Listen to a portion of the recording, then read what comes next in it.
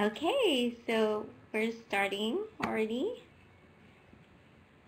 Well, hello to Friday free webinars by American TESOL. And every Friday we have a free webinar, so go ahead and feel free to invite friends because it's absolutely free. And today we're going to be talking podcasting with English language learners, but you can apply this to pretty much any field where you do podcasting. And we'll talk about young learners as well as adults because I've taught both. And today I'm coming to you from North Carolina. Next week probably from the UK, so always a different place. It's great to be back with you again, but there are many different reasons why we use podcasts, and one of the reasons to have your students actually be the ones who create the podcast, or you create the podcast for your students, is because it really has enriching language, and there's so much you can do with podcasting, and it's a fairly easy tech-wise, so you don't have to have really expensive tools or anything like that. Now you can get things like a really good microphone and things like that to make it really fantastic, but you can actually do podcasts quite easily. You can even do it from a cell phone that doesn't have any type of internet, and you can have the students record their voices. So one of the things that we'll cover is, first of all, in the previous one that we did was what is a podcast? Well, can anybody put like a proper definition of what a podcast is? Yeah, Sue, that's a great point. Is that when you do digital recording offline, it's much better with podcasting. I think the same thing too. So some of the hardware you'll need is, first of all, you'll need some kind of computer. It doesn't have to be a Mac or anything special like that, but it's good to have a computer, and you can get free audio editing software for any kind of computer you use. And then you will have to use some kind of recorder. Now, it doesn't have to be an advanced recorder. It could even be something like if you have a little microphone or something like that you attach to or a headset even with a microphone. These are really, really cheap to find. Yes, it could be audio or video as well. A lot of times you can do this just using your phone. In fact, I use this quite a bit with my phone. And you don't have to have a smartphone to do this. You can have any type of phone that has some kind of recording device. Or you can actually get recording, I think I've seen actual microphones that attach to the computer, and they're really inexpensive. I like to create stations for my students. And then you want to have a place where you can actually listen to it, like an MP3 player or something like that. Yes, very good, Minghang. Podcast is a video podcast. Sometimes they call them video casts as well. Okay, so this is the most important part, is the software. Can you guys tell what kind of software this is? Now, all of these three are free softwares. One is browser-based, one is for a Mac, and one is for a PC, and they're all free. Now, if you have a Mac like I do, I love my Mac because it comes with GarageBand. Yes, exactly, Tyson, GarageBand. Oh, Naomi says, oh my gosh, we have Naomi Harm here, who's excellent with educational technology. It's great to have you here, Naomi. But yes, okay, so you named all of them. Mina is browser-based, and then Audacity. So you can either download one of these free softwares, and I do recommend it because Audacity is fantastic. What it means is that you can edit the audio, so if the quality doesn't come out as well and things like that, especially if you're using technology that you really don't have like this fancy studio or anything like that, then I definitely recommend having some kind of audio editor that's really good. But you can do straight podcasting from some tools these days. You just don't get those editing functions that you do with Audacity or you do with GarageBand. And Mina is really fantastic. So it's browser-based, so even if you have like a Linux machine or something like that, then you can just use Mina. And you can see all the names here, so that way you can actually do an online search for Mina. And of course, if you go to the bit.ly address, bit.ly/ELT links, you'll find all of these resources under the tab podcasting. So that's the kind of software you need. Now, the really good part is now we're going to the which type of podcast is best for your class. So when you're thinking of doing podcasts for your class, and like I said, it could be on any topic, because what podcasts are basically the content that the students or you provide for the topic. So you can do this for math, you can do this for science, you can do this for digital storytelling, you can do this for so many different topics. You can find a lesson that you want your students to really put a lot of the language or is really tough for them, and then you can find a type of podcast that you want to do for them. And one of the good things that you want to think about is, do you want to do this just for one type of lesson or theme, or do you want this to be an ongoing long-term thing? So that's one of the decisions you have to decide first. If it's ongoing and it's long-term, then you probably want to have what's called a class podcast.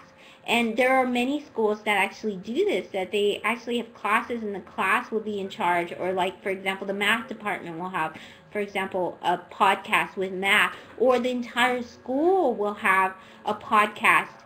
And when you have this, it kind of changes things up. I'm breaking up. Can you guys hear me? Oh, okay. Sorry. Yeah, sometimes it depends on the distance, so it depends with the countries and things like that. But okay, so for a class podcast, then the way you would set it up is much different than if you did an individual podcast. So for example, if you have a project and you have just one or a pair of students or a group of students of 3, and they're responsible for this podcast, then that's just a very short-term thing. They publicize it once. You might put it in the wiki, or you might put it in some kind of other type of software like Voki, and we'll talk about that. But if you do a class one and it's long-term for the whole semester, then what you would want to do is you would want to rotate. You can do something like every week choose 2 students that will be responsible for that podcast, or you can give the class different types of tasks, like somebody writes the script, somebody interviews, somebody finds the information, somebody does the Google search for different things. And we're going to see what this looks like, because I have a really good video that I found on YouTube, which is this one. It's called the Class Podcast, and you can find it here by going to bit.ly/podcast video. So what I'm going to do is I'm going to go ahead and play this type of podcast here. Let's see. Let me find that. So hopefully you can hear this video. Let's see. Share document. Okay, so it should be coming out in just a little bit. Hello again, everyone, and welcome to the School Technology Report for this Thursday, September 23rd, 2010. And my name is Brad Flickinger with schooltechnology.org. All right, today we are talking about podcasting in elementary school, or this actually works in all school levels. And the other day I uploaded a video to my YouTube account that kind of shows my students and how they get ready for their daily podcast that they do every morning that's actually featured on YouTube. So I just wanted to kind of press play on that. I'm going to do a little voiceover as you see this. So obviously I shot it all and then put it on high speed so that we can see how it all comes together. So we have 2 students that come in. The one on the far side there is getting the script ready. So she's just preparing birthdays, joke of the day, those type of things. And then this one closest to us has just started up the computer. It's going to start up our soundboard software that has all the sound effects that the kids have pre-recorded, as well as Audacity to record the show. And she'll open up like the weather for the day and this day in history and those type of things. So let's just watch how this comes together. You see, I just sit in the background. I'm just kind of just the coach and the mentor, just there to help if they need any problems. Or I should say, need any solutions to problems that might happen. There you go. So I see you got to click on this. So she's just loading in some music for the show. Okay, they have their headphones on. And you know, they always dance to our pre-music. I don't know what it is, but they love to dance around because we have a studio cam that shows throughout our school. All right, so they've done their little rehearsal. They just are waiting for their time to show up here with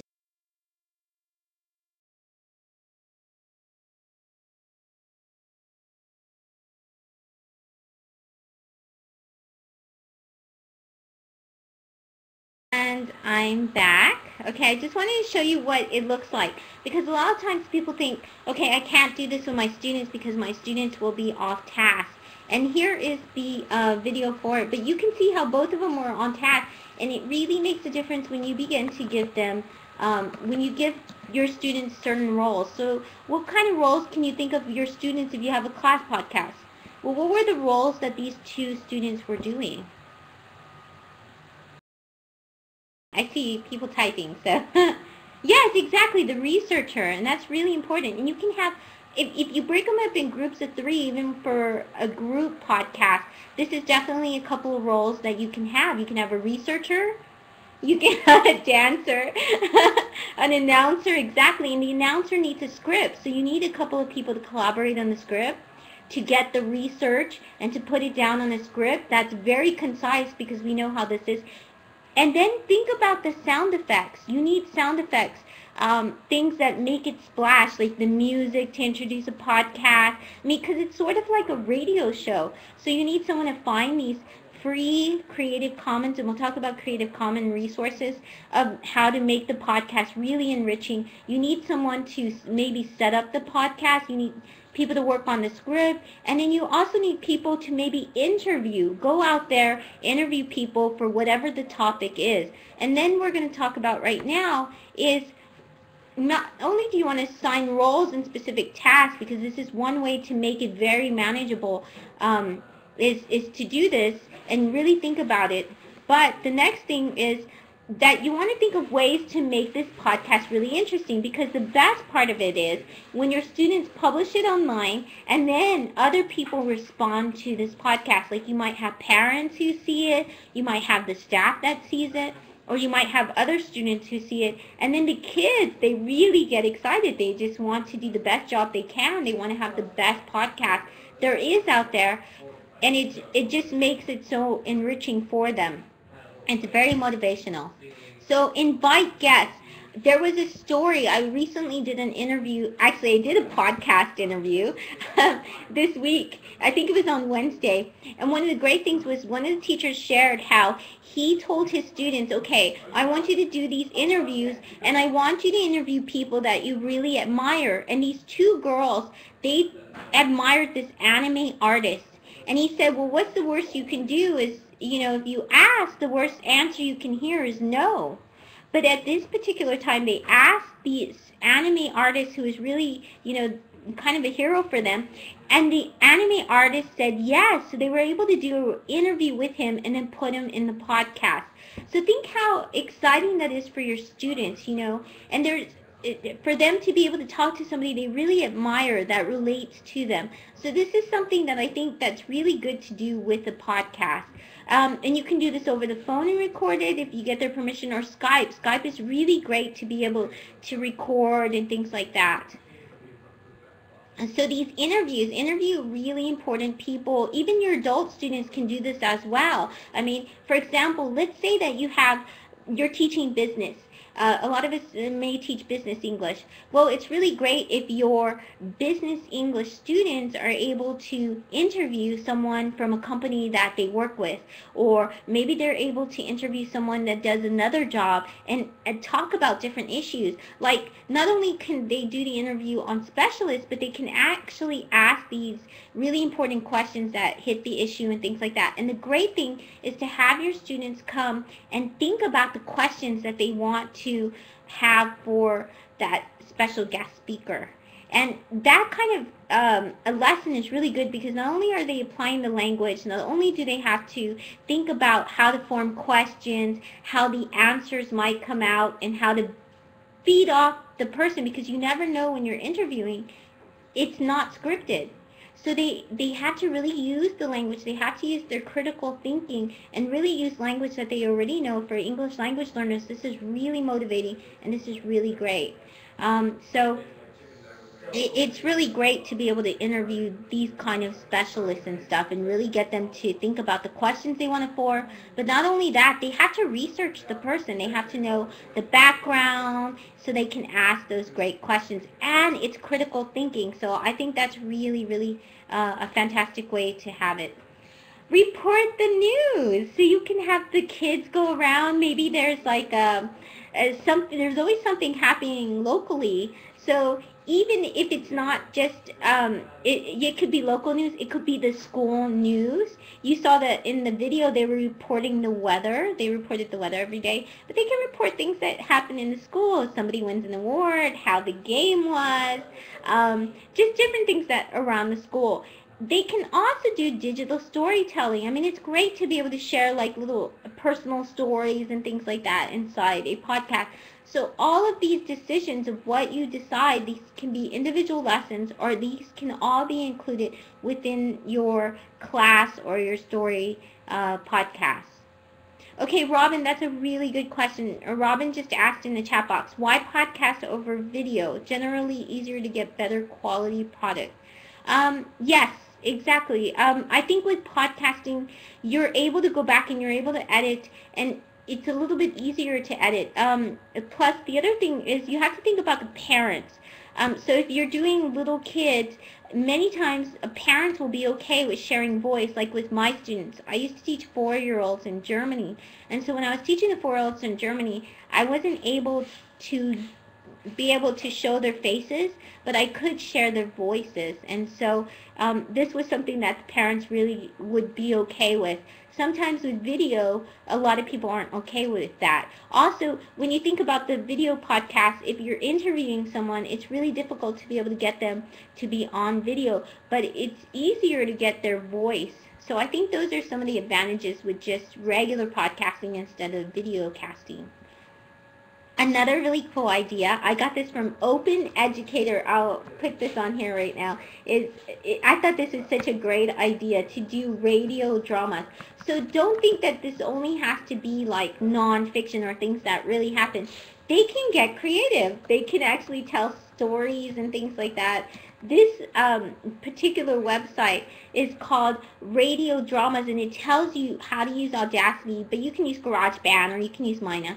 And you can have them create like little soap operas and stuff, and then each of the tasks become the roles that they will play, so they can actually act out entire scenes that come out, and this could be an ongoing podcast. One of the greatest ones that I have heard is actually from the UK.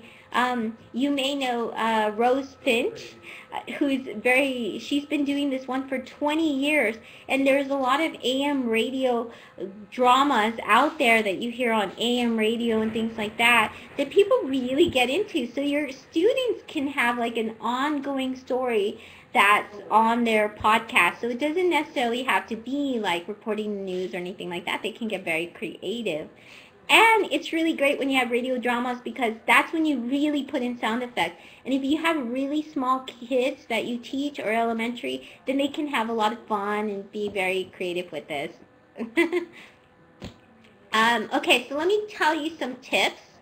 One of the tips is invest in a good headset. So you probably, and you can make stations for this. So create a station.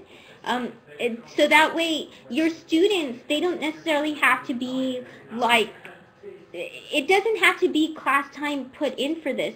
Many times our kids, they have lessons and activities and tasks within the day, but you know as well as I do when you've watched your students that some finish a lot faster than others.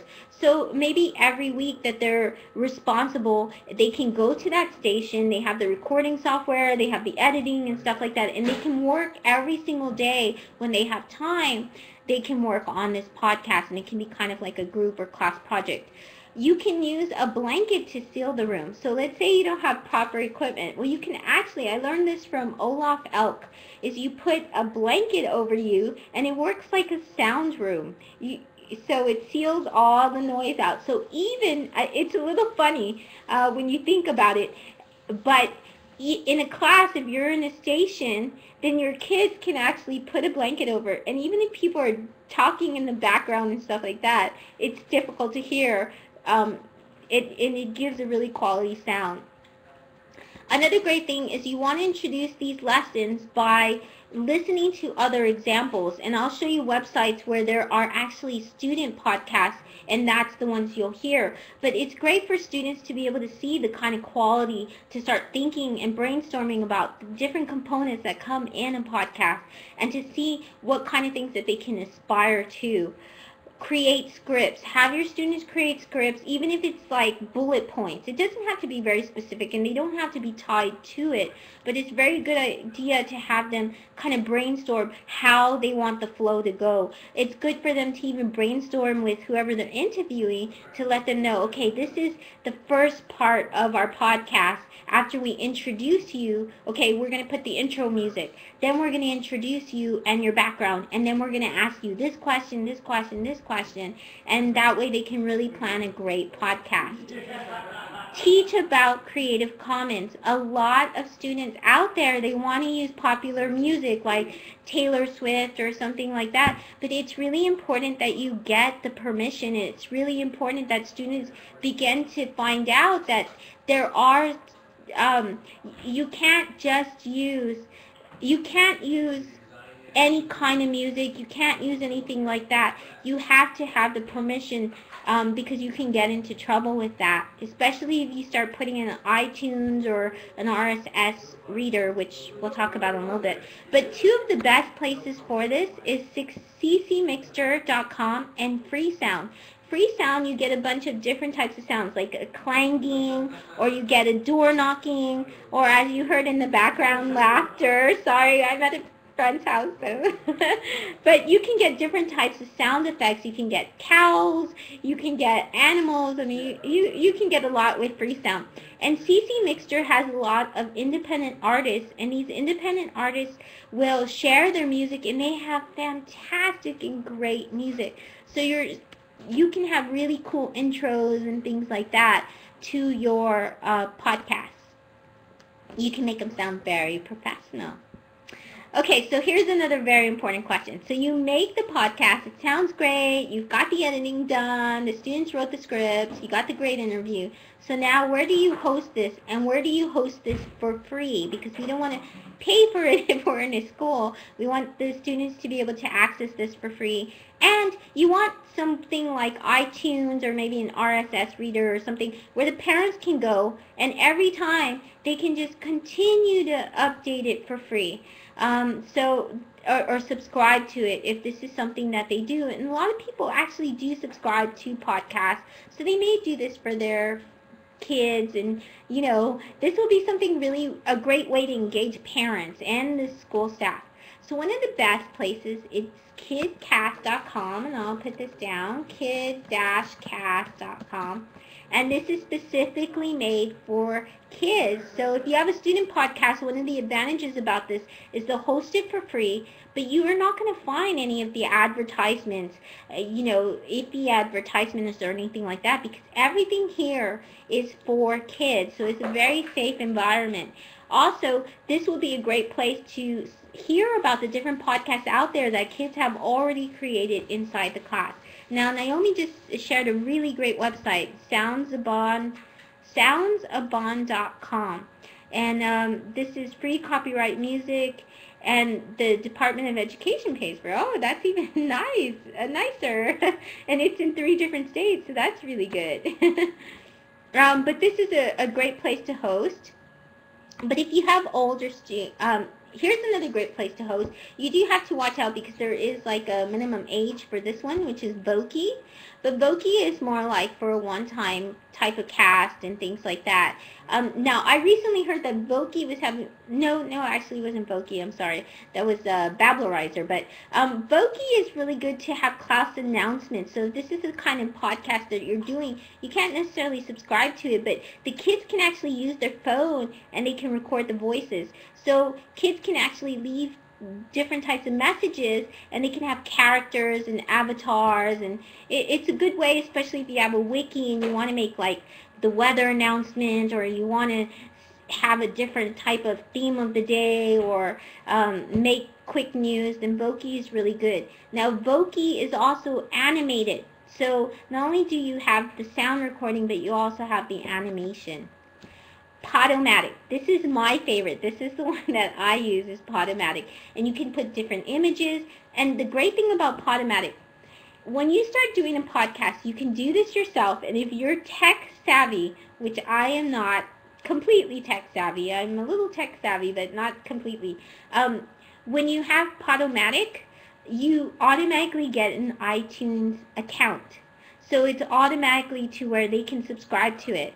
Now, if you don't have a podcast hosting system that has automatic iTunes, then you're going to have to go through all these steps to be able to make your podcast come on iTunes. So I think Podomatic is one of the best places to have your own free type of, and you can Google that, but it's free, and it offers so many different types of options, and ways to kind of showcase, the different types of podcasts that are out there. So I would recommend Podomatic.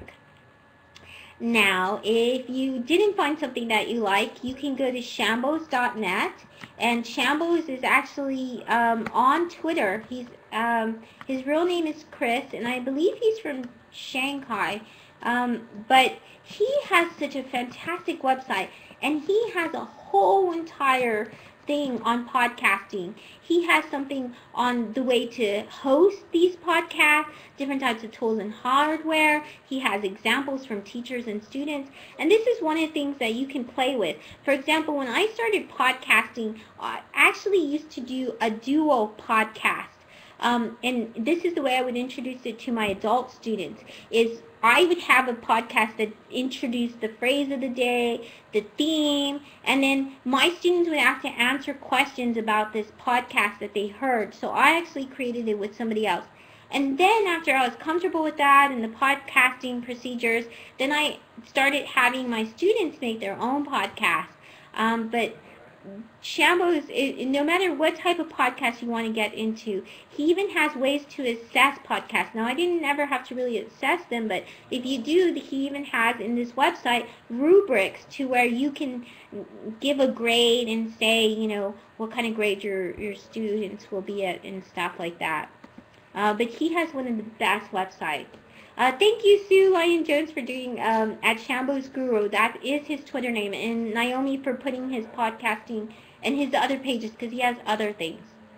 A really big thing about podcasting is now you can do it mobilely, and you don't have to have a super great phone for that. But what kind of mobile options do you have? Now, I like to share a lot of mobile learning and how to do things like that. Well, you do have your audio recording, and you do have your podcast, so you can listen to it right away. Your students can.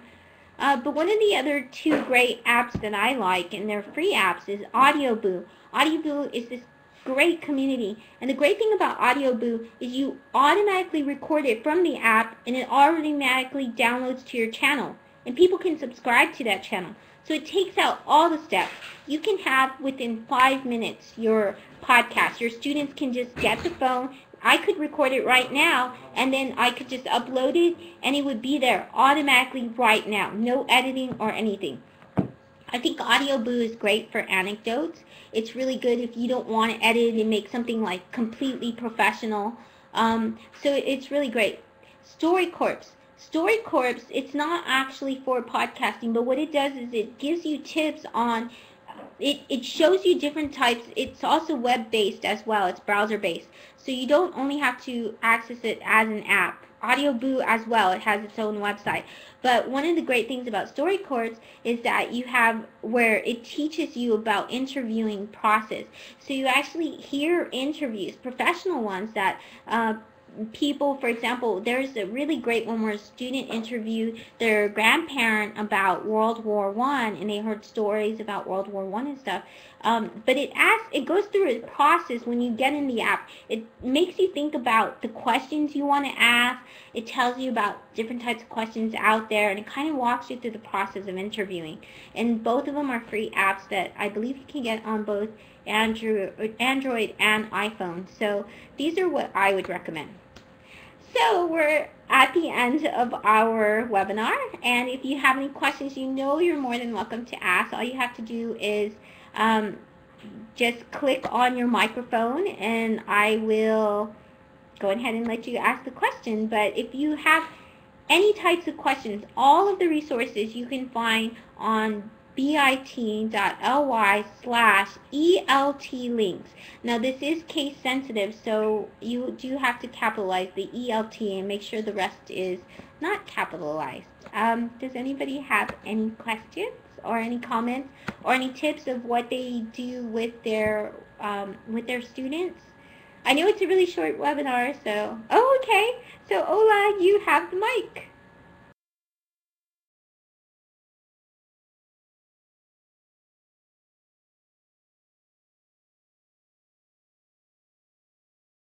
So just click on the mic, and then the mic is all the way at the top, and it's this green little like microphone, and it's right next to a speaker. So just click on that, and it should let.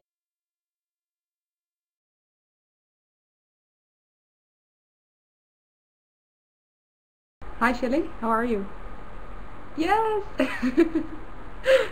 Okay, nice to see the map behind the wall on the wall behind you.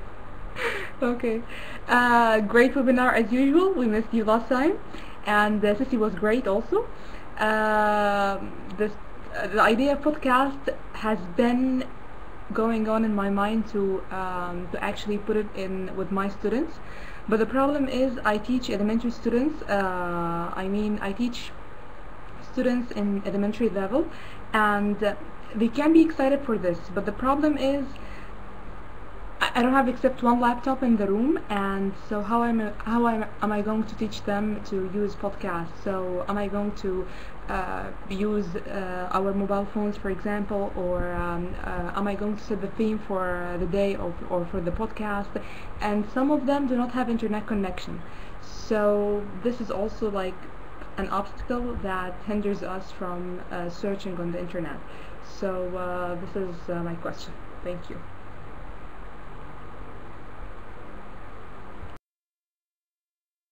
Really good question. And one of the ways, because I only have my MacBook, I mean recently I've gotten things like the iPhone and things like that, but usually what I do is I think the stations works really well, because then that way they're able to do they can work on their they can work on their in like one station. They can work on it when they have time, whoever is assigned to that. So maybe like every week you have 2 students assigned to that webcast, and they do something really simple, like maybe they do the weather, and maybe they make school announcements or class announcements, and you can start that way where it's just 2 per week for an ongoing class, and they're responsible for the webinar. But that's the way I would do it if I had only one laptop, and then just have like a time where they can go and they can have a little bit of free time to do this.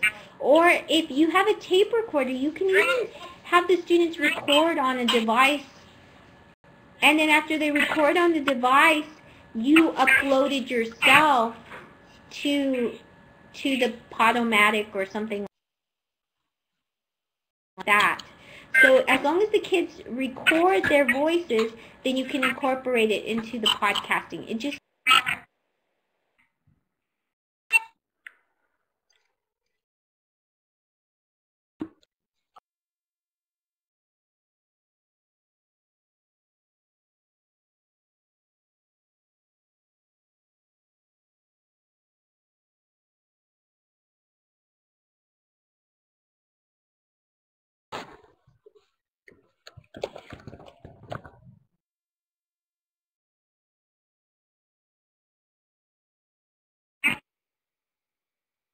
Bye, Shelley.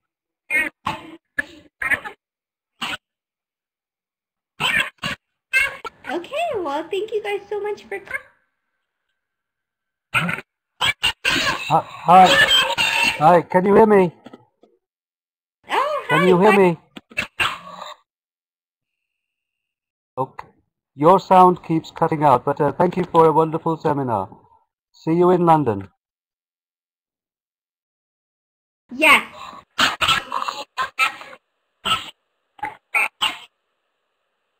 Okay. You mean me? Yes, I will be in London on the 16th, so I will be able to see you.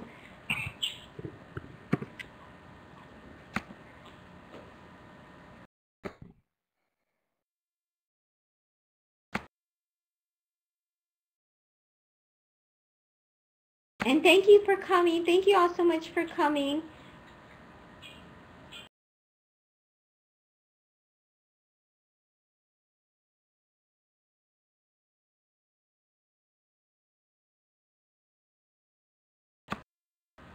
So thank you guys so much for coming, and I will see you next Friday at the same time. And if you need a certificate of attendance, there's my email. I'll put it again, shellyterrell@gmail.com. And thank you for those for speaking. And here's the bit.ly/ELT links. And the great thing about this website is that you can find the links for every single webinar that we've had. And we've had so far about 20 of them.